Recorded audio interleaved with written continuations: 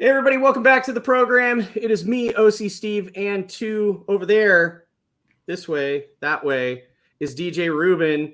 Together, combined, we are the dynamic duo known as West Coast Geeks. Ruben, how the hell are you? I'm doing well, man. Happy New Year, Steve.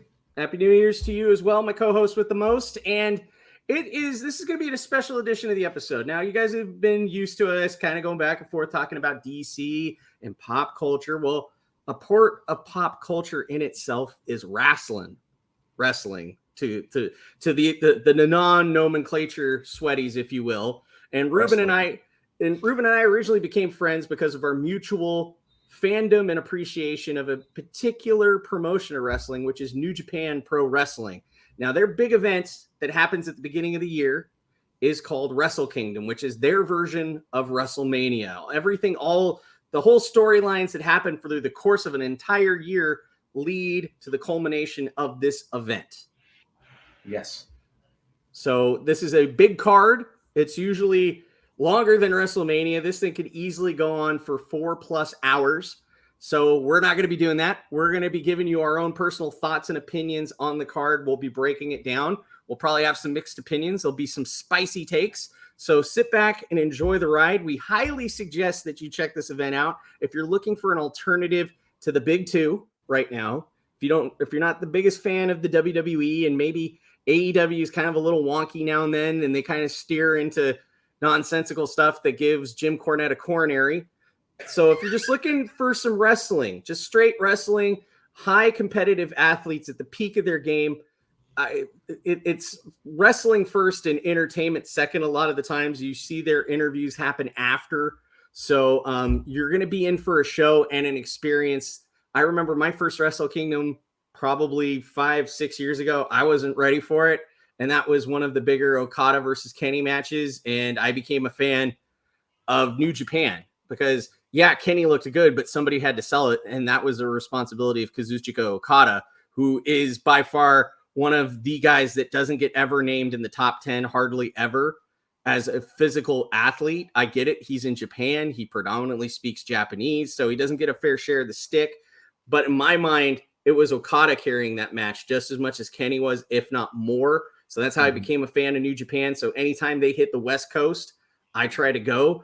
Hopefully it's not just a glorified house show when we do, but hey, that's here nor there. So we're going to break down the card of this year's Wrestle Kingdom. We're not going to talk about the exhibition match because you could blink and you could miss it. It's going to be 3 minutes.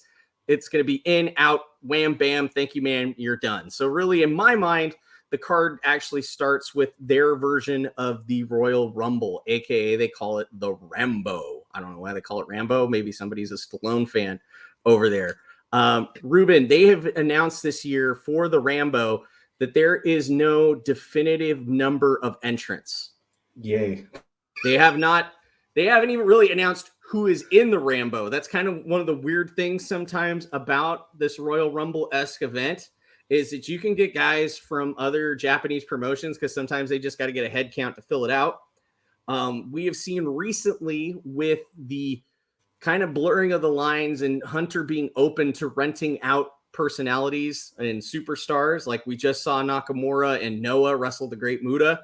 I wouldn't be surprised maybe if we see some WWE talent that had spent some time in the land of New Japan, maybe come back for a cup of coffee or at least a hello to kind of tease some upcoming events and some mutual cross promotions and partnerships with them. I wouldn't be surprised if we maybe don't see, obviously, Doc Gallows. Obviously, AJ is out. He got injured at a house show with a broken ankle. But, you could always have a Prince Devitt come back. What's your thoughts? I'm not a big fan of the Andre Giant Memorial or the Rambo. I think it's just kind of clunky. It's just like, hey, you work here. Here's the ring. Go do something. We didn't put you on the card tonight, and we have an overstacked card. So this is your way to... I'm here so I didn't get fined, so to speak. Yeah, pretty much. I participated in Wrestle Kingdom, so that's essentially the Rambo. It's going to boil down to the last 4 guys standing will eventually compete in a fatal 4-way to be the inaugural 2023 King of Pro Wrestling, that silly trophy. We got more titles in New Japan than we know what to do with. Oh, no, they get a belt this year. Oh, they get a belt. It's not a trophy. Yeah. Okay, I am mistaken. So we've gone from the silly piece of plastic to a non-irrelevant piece of leather with some metal on a strap. So there you go. Yeah, they started to GoFundMe and then like, hey, we need a belt. And apparently there's another title we'll discuss in the form of the TV title that I didn't even know that was another title that existed. And we have titles that aren't even being represented at this event as well. So I would say the next one, let's go into it, is a 6-man tag match.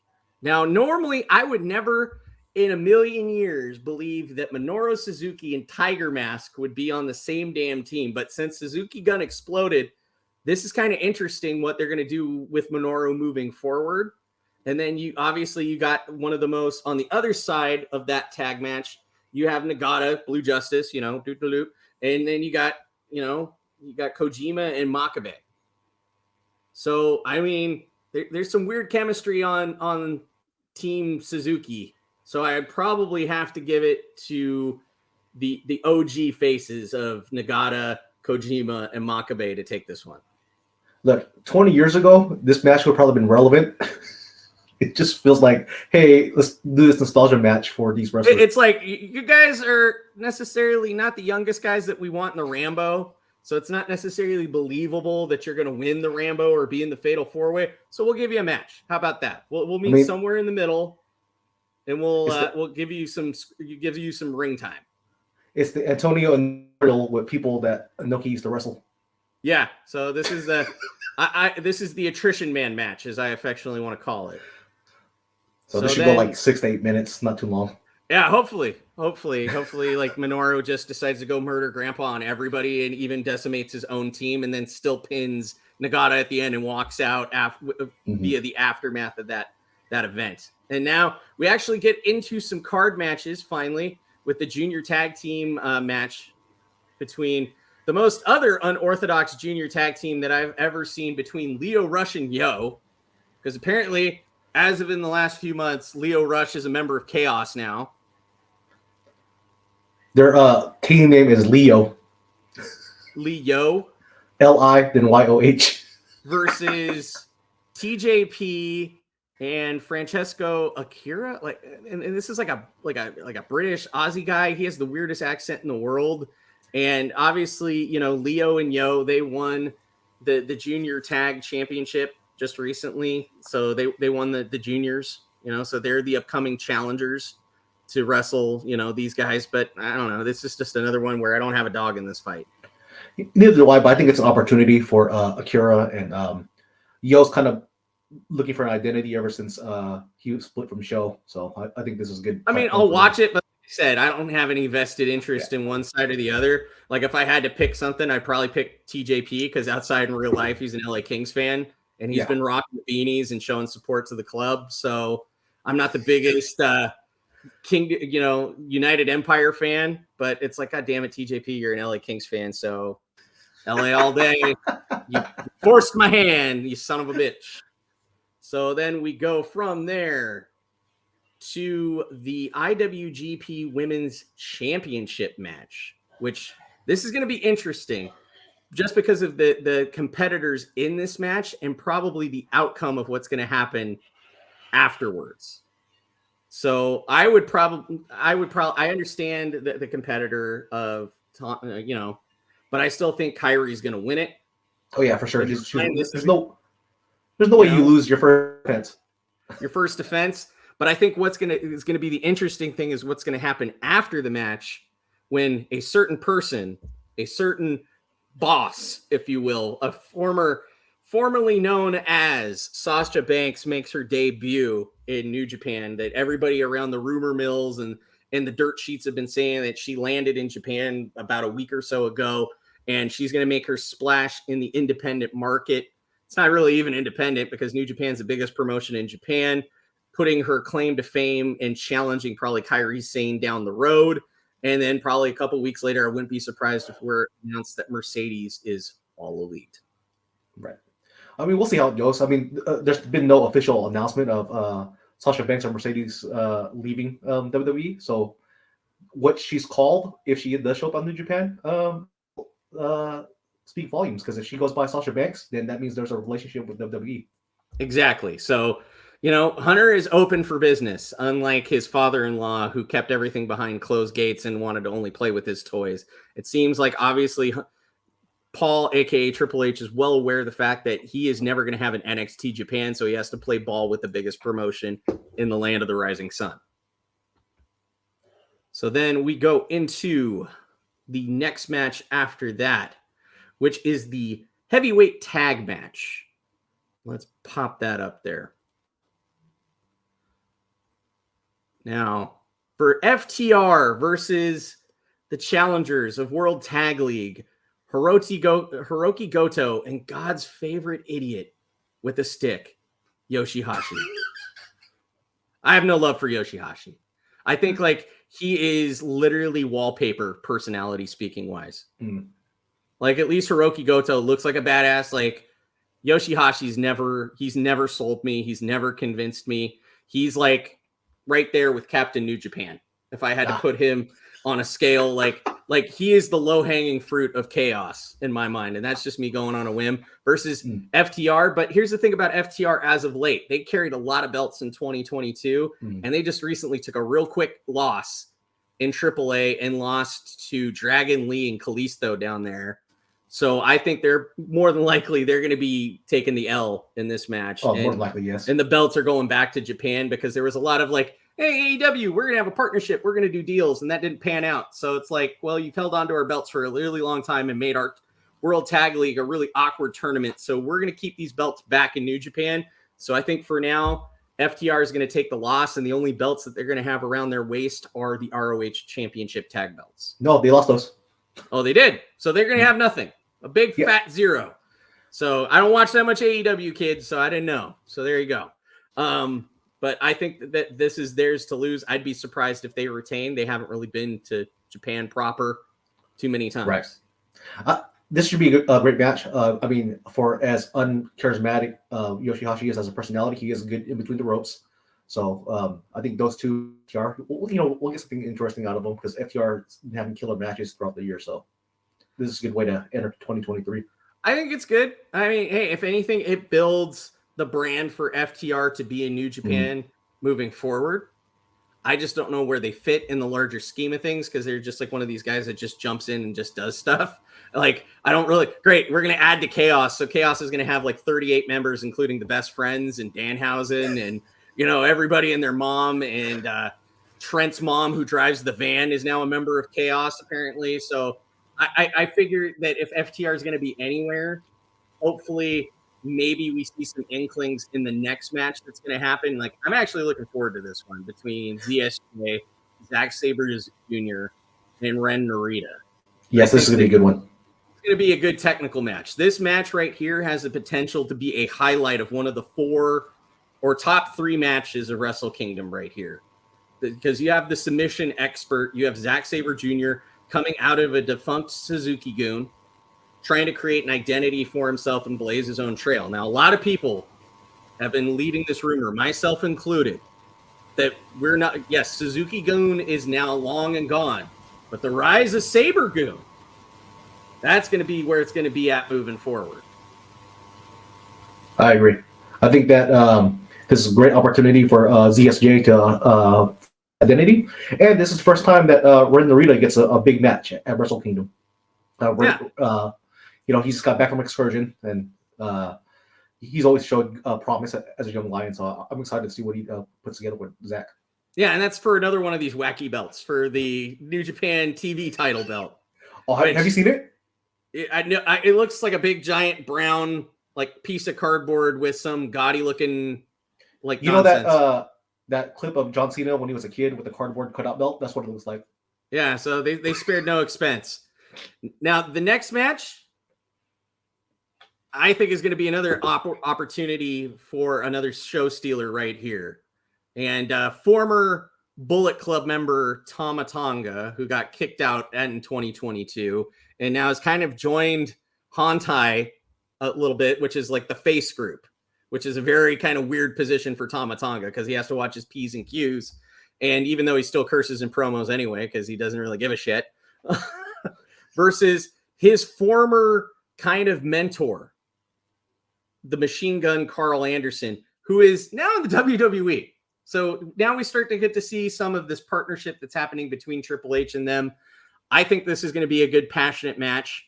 It has a 60 limit time limit for the never open weight belt. I think they're going to go a full 40, a full 45 with this. I think so too. Both these guys, man, they both can go. They're both friends outside of this, and I think that they want to put each other over and do something that's going to be memorable. So I think that between, Carl Anderson's always been great in between the ring and Thomas' athletic ability. I think they're going to tell a real compelling. I just hope that they don't do too much Bullet Club tomfoolery in this match and just let these guys go. Yes. Just let them go for the full iteration, and let's see both these guys work and put on a great match. Oh, Steve, that's one thing we didn't bring up. This is the first New Japan card where the fans can actually cheer. So there you go, kids. That's a newer development. That's why you're here, man. Because I'm just talking game and having long-winded rants about my disdain for Yoshihashi. So, would you rank Trent's mom above Yoshihashi in Chaos? Oh yeah, Trent's mom gets way more sway. Like, she can go on the Okada cruise. Yoshihashi hanging out in the Duffy boat in the back. He's like in the wake of the Okada cruise. That's some deep cuts for New Japan fans, kids. So the next match on the card, let's get to it, is pretty much like 3 out of the 5 members of LIJ versus Muto, Hiroshi Tanahashi, and Shota Umino. I gotta go just because they are trying to build Shota up to be the new face of New Japan. And he's kind of under the wing of, now he was with Jon Moxley, and that didn't really pan out so much. He became, the Death Rider with that whole bit, but they really want to build him up as the next ace of New Japan. Everything is leading to that. All roads are leading to that. His new mentorship with Tanahashi, I really think this is going to be an opportunity to highlight Shota. I agree. I'm not a fan of this match in particular, just because I think that Tanahashi should have his own singles match on Wrestle Kingdom every year. He's the ace. He carried this brand for decades. So I couldn't agree with you more. But I think there's going to be some decent bouts. But out of the members, you look at the side of the card with Shota, Tanahashi, and Muto, and those are all heavyweight guys for that side of that team. Now you got Naito and Sonata, 2 heavyweight guys. But then Bushi? Oh, for sure. If Shota, Tanahashi, and Muto's team wins, they're pinning Bushi. Oh yeah, Bushi's taking the 3-second tan, to quote the John Cena theme song there. He's gonna eat that pin. He's gonna eat it hard. Because if it was like maybe Takagi, then it's a 50-50. Like, but having Bushi on that side, you've already, to do Steiner math, you've already kind of taken the loss with putting Bushi there. You know who's eating that pin. So I couldn't agree with you more on that, Ruben. Either Bushi or Shota, but I don't think they're going to have Shota lose.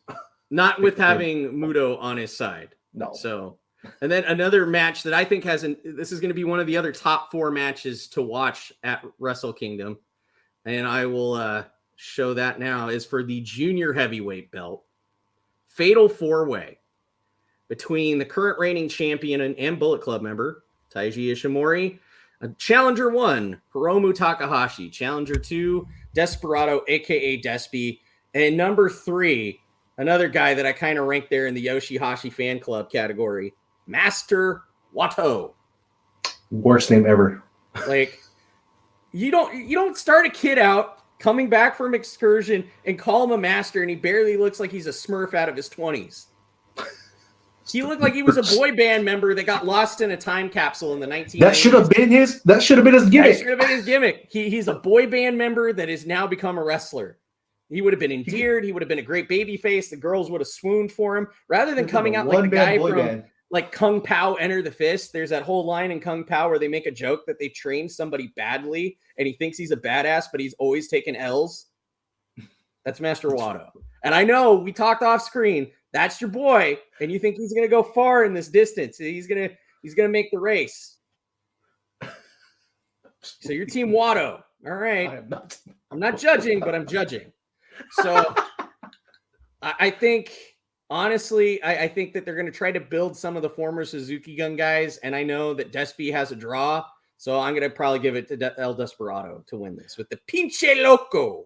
It's a toss-up between the Taiji, Hiromu, It's going to be fun. SCB. Yeah. It's going to be fun. It's going to be chaos. This is another 60-minute match. I think it's going to go all the way. So that is going to be a big bucket of randomness, is what I'm going to say. But if I had to pick one of the four guys, definitely not Watto. I'm going to pick Despy. I would put Shingo back in juniors overall. That which made no sense. Putting a guy that's built like a shit brick house in the junior division. That was some bad booking. That was one of the few times I questioned New Japan going, really? He was a badass in Noah. Well, Trent was a junior. Yeah, Trent. Guy who another shit brick house, like the muscle of the best friends.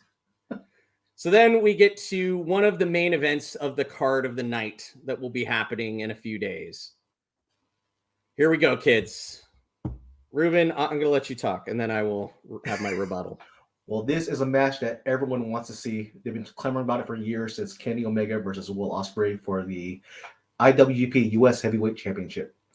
I think it's a great spotlight title to finally get like some screen time on it, and both these guys can go in between the ring.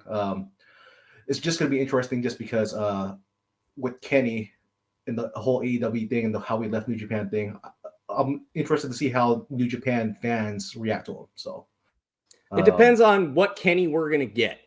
Mm-hmm. Really, how he presents himself and how he comes to the ring. If he comes in as AEW Kenny, I don't think he's going to be well received. If he comes back a la kind of more so the cleaner and comes back with that presentation and is more endearing, somebody has to be a face and somebody has to be a heel in this match. I'm sorry to break AEW chemistry. But like, you both can't have two perturbed, egotistical, nonsensical guys. Yes. And both the interviews that I've watched that they put out on YouTube from both these respective competitors are just that. You got Will talking about he's the greatest and Kenny's washed up and he's done, and Kenny saying he needs to come back because Ospreay's not living up to him, like he left him the torch and he didn't carry it, which I think is hilarious because both these guys are talking about it. But the one guy who's not in the conversation is in the other main event of the night, who actually didn't sit around, didn't do flippy dips. He did awesome promos, earned the accolades, put in the work, came over here during COVID, kicked some ass on New Japan Strong, and that was Jay White. Now, if this was a triple threat match between these guys, that would be the perfect match in my mind, because you got the two guys that were supposed to carry the company as the gaijin on their back against the guy who left. That would have been a better match in my mind. Oh, for sure, for sure. To his credit, though, Will has come into his own this past year. It's taken him a lot longer than what we thought. Yeah, I mean, he still can't cut a promo worth of shit, to be honest with you, that makes any form of relevant information that's not edited by some film guy in the back and then put on YouTube. He can't cut a live promo. It sounds like the most awkward, absurd ramblings of an idiot that I've ever heard when he tries to cut one live, to be honest. And I think ELP cut him in half at the Super J Cup in 2019. So go back and watch that and watch Will freak out at the end of that match when ELP cut his illustrious AA winning promo, if you want to call it that. But I don't have a dog in this fight one way or the other. I could see Kenny being the heel in this match, and I could see the Bucks coming back out with him as a surprise, like he's got the Elite backing him, and super kick to Will at the end. Everybody's going to be cheering for Will. Everything's going Will's way. And then, you get the Meltzer driver at the end, one wing angel, and Kenny takes the belt. That's where I really see it going, because they want to keep that cross promotion with AEW. Kenny needs to build himself up and carry a title somewhere. Let's see if this relationship, because as you and I talked before, with New Japan sending all these talent over to AEW over this past year, a lot of the New Japan talent just jobbed to AEW guys. So let's see if it's time for AEW to return the favor and Kenny loses. I think the Kenny and Bucks need to be built up after everything that happened at Double or Nothing, and they're kind of mildly received, so they need to get some ring time back in. And I think it's going to be a minute before they're in the title picture at AEW. So it might be good to send them over to New Japan for a bit, kind of get the ring rust off and then get them good and then come back to AEW strong, carrying titles so they can talk trash. So I think it's gonna be a slow burn. I think if we don't see the Bucks at Wrestle Kingdom, you're gonna see them definitely the next day at New Year's Dash, for sure. Yeah, we'll see what happens. You're gonna see some presence of the Elite there. So if Kenny wins the belt, he's gonna talk trash. United Empire guys are gonna probably come out, and then you're gonna see the Bucks come and help him out. Who knows? Yeah. Maybe even Hangman Page. We might see a full reunion of the Elite. Just pontificating there. That's just my opinion. I go a little hard in the paint. So then we get to the match single-handedly that is going to be the match of the night right here. Jay White has been putting in the work ever since Kenny Omega left. Kenny Omega picked the guy that was going to kick him out of New Japan, and ultimately he took the United States heavyweight title away from him. That was one of Jay's first big heavyweight title reigns to solidify himself as a heavyweight in New Japan. And he has slowly over the last few years developed into the Switchblade era. His promos have been sharper than ever. I don't watch too much of the entire tours of New Japan, but watching the Tajay show has been some much watched 5-minute YouTube clips for me. I think he's just getting more charismatic as he goes. It doesn't necessarily need to have a belt around his waist, but being this erratic kind of crazy king that's in charge of Bullet Club, that he can never trust anybody, that he is only about himself. You know, this kind of like everybody's out to get me. Like he's almost becoming a little bit paranoid. And I kind of dig that. He's getting into this headspace. So I definitely think, though, with all that in mind, probably Jay is going to take a loss because we need to build Okada back up. Yeah, I also think Jay should win just to solidify himself as a face of New Japan. Okada, Tanahashi are two wrestlers in New Japan who don't need a championship around their waists to draw attention. But I do think that Gedo is going to Gedo, and he's going to book Okada to win. Yeah, because they're going to want him to run around. They're going to want him to, we're starting, like you said, I didn't even know this, but keeping in mind that we have events where fans are finally allowed to cheer in a post-pandemic world in New Japan because they were very concerned about the welfare and the well-being of their fans that were attending. I think that they want crowds to cheer, that's going to be a draw if Okada wins, that I get to go to a live event and I get to cheer Okada, Mm-hmm. And just hearing those fans rejoice once again. You can't necessarily do that with a heel, but with a face, that'll put butts in seats. Absolutely. So that is the entire card of Wrestle Kingdom 17. I went off on a tangent with Yoshihashi. I talked about my love and admiration for Will Ospreay, the Commonwealth Kingpin moron. Will we see the Bucks? We don't know. Is it kind of a travesty that, the Rampaging Dragon didn't get an actual title match, let alone was the third member in that mixed tag match? I think it is. He'll be in the Rambo. He'll be in the Rambo, but who really cares about KOPW? It's one of those frivolous things. It's on the same weight as having any title in New Japan Strong. It's meaningless. Sorry. That's the other thing. None of the strong guys are there. Yeah, none of the strong guys are there, and this is a New Japan yearly big event, and none of the strong guys are there. So I'm sorry, New Japan belt-carrying members of Strong. That's how they feel about you. You're just going to have to come to terms with it. Go to BetterHelp.com, work through some therapy sessions because you're meaningless to their larger end dollar sign at the end of the day. We'll see you at the Rambo, too. Yeah, maybe. Hey, Fred Rosser can show up in the Rambo carrying his belt. No days off. Fred Rosser, kids. Just only shows how much Gedo cares about New Japan Strong. That's more of a Rocky Romero thing to keep Rocky happy. So that's the event. I would highly recommend it. We talked about our 4 main watches. So if you want to catch it on a replay, obviously American time and Japan time are a hell of a lot different, but I highly recommend checking it out. I guarantee you in the next week or so, there will be YouTube clips of all the major matches that are about to happen. But we just wanted to do this as an aside to talk about our love of one of the big wrestling events outside of WWE and AEW. So if you enjoyed this, let us know. Let us know about your predictions in the comments below about who you think is going to win in these title belts. As always, you can follow Ruben and myself on the Twitters, on the Instagrams. But please like, share, subscribe, and participate. When you put a comment, you put a thumb down in the stuff below. It helps the algorithm and it helps people find West Coast geeks. So yes, wrestling is a part of the pop culture kind of hodgepodge pie, if you will. And we cover it. We'll cover it some more. I'm looking forward to kind of breaking down some of the larger events this year. But thank you for watching as always. Appreciate you. And wherever you go, whatever you do, let your geek flag fly and always keep it geeky, my friends. Well, one last time, bring it back. Too sweet. Too sweet. There you go. We'll catch you on the next one, everybody. Have a good one. Have a happy 2023, and we will see you.